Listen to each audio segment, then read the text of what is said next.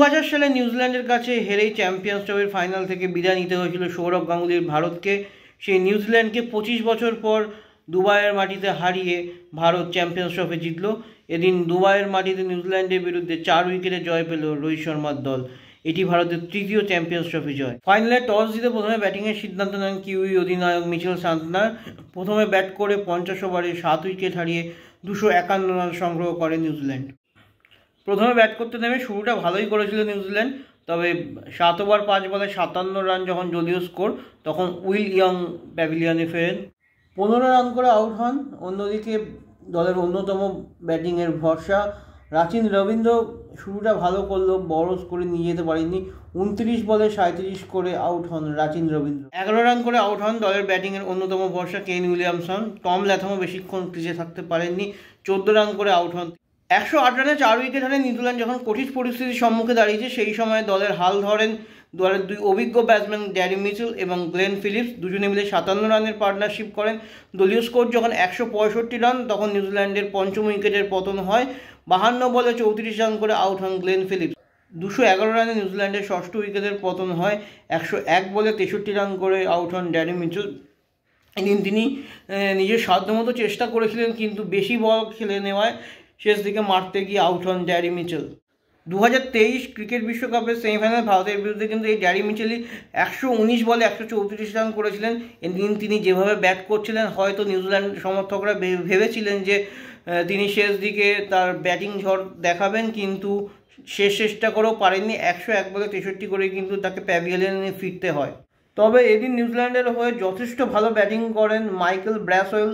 40 বলে 53 রানে অপরাজিত থাকেন তিনি। 3টি বাউন্ডারি ও 2টি ওভার বাউন্ডারি মেরেছেন এবং তার এই ঝোড়ো ব্যাটিংয়ের সৌজন্যে কিন্তু 250 রানের গন্ডি টপকাতে সক্ষম হয় কিউইরা। ভারতীয় বোলারদের মধ্যে বরুণ চক্রবর্তী এবং কুলদীপ যাদব 2টি করে উইকেট পান এবং মোহাম্মদ শামি ও রবীন্দ্র জাদেজা পান 1টি করে উইকেট। চ্যাম্পিয়ন হওয়ার জন্য 252 রানের লক্ষ্যমাত্রা নিয়ে খেলতে নেমে শুরুটা বেশ ভালোই করে রোহিত শর্মা এবং শুভমান গিল। দুজনে মিলে এতটাই ভালো ব্যাটিং করেন যে 18 ওভারের মধ্যে ভারত 100 রানের গন্ডি পার করেন, কিন্তু সেখানেই আবার ম্যাচের মোড় ঘুরে যায় এবং ম্যাচের মোড় ঘুরিয়ে দেন নিউজিল্যান্ডের জন্টি রোজ বলা ছিল তাকে।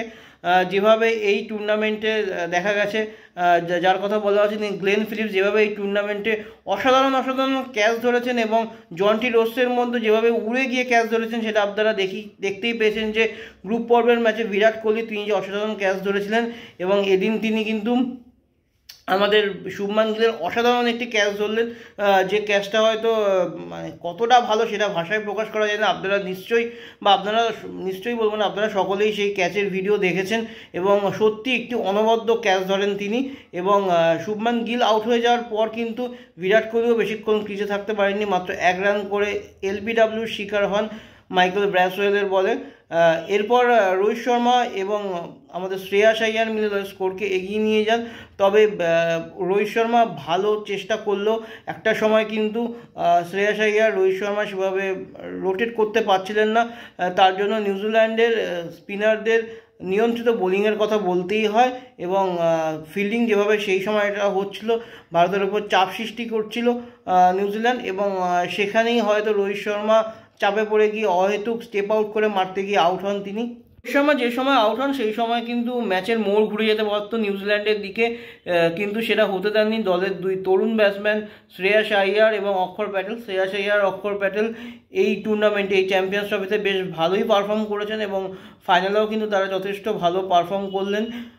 একদিকে যেমন নিউজিল্যান্ডের স্পিনাররা ভারতের ব্যাটসম্যানদের ওপর ছড়ি ঘোরাতে শুরু করেছিল, সেই সময় কিন্তু তারা সিঙ্গলস না নিতে পারলেও ক্রিজে থেকে নিজেদের জায়গাটা পোক্ত করার চেষ্টা করেন এবং তার পাশাপাশি দুজনে মিলে একটি ভালো পার্টনারশিপও করেন। 50-এর খুব কাছে এসে আউট হন শ্রেয়াস আইয়ার। 48 রানে আউট হন তিনি এবং তার আউটের পিছনে সবথেকে বড় অবদান তিনি হচ্ছেন রাচিন রবীন্দ্র। দুরন্ত একটি ক্যাচ ধরেন তিনি এবং ক্যাচ ধরার পর নিউজিল্যান্ডকে ম্যাচেও ফেরান। এরপর আউট হন অক্ষর প্যাটেল। 29 রান করেন তিনি। অক্ষর প্যাটেল আউট হয়ে যাওয়ার পর হার্দিক পান্ডিয়া এবং কেএল রাহুল মিলে দলের স্কোরকে এগিয়ে নিয়ে যান। তবে 18 রান করে আউট হতে হয় হার্দিক পান্ডিয়াকে, যদিও এই 18 রানের মধ্যে একটি 6 মেরেছেন তিনি। এরপর আর ভারতের কোনো বিপদ আসেনি। কেএল রাহুল একদিকে যেমন অপরাজিত ছিলেন, অন্যদিকে আমাদের রবীন্দ্র জাদেজা বলে 9 রানে অপরাজিত থাকেন। অন্যদিকে এই টুর্নামেন্টে বেশ ভালো ফর্মে থাকা KL রাহুল 33 বলে 34 রানে অপরাজিত থেকে ভারতকে ম্যাচ জেতান এবং ভারত তৃতীয়বার চ্যাম্পিয়ন্স ট্রফি জিতল। ফাইনালে 76 রান করে ম্যাচের সেরা হন রোহিত শর্মা এবং এই টুর্নামেন্টে দুরন্ত ব্যাটিং করা নিউজিল্যান্ডের রাচিন রবীন্দ্র, যিনি 4 ম্যাচে 263 রান করেছেন, তাকে কিন্তু সিরিজ সেরার পুরস্কার দেওয়া হয়। রোহিত শর্মার অধিনায়কত্বে 2024 সালে ভারত T20 বিশ্বকাপ জিতেছিল। এবার 2025 সালে ভারত কিন্তু চ্যাম্পিয়ন্স ট্রফি জিতল।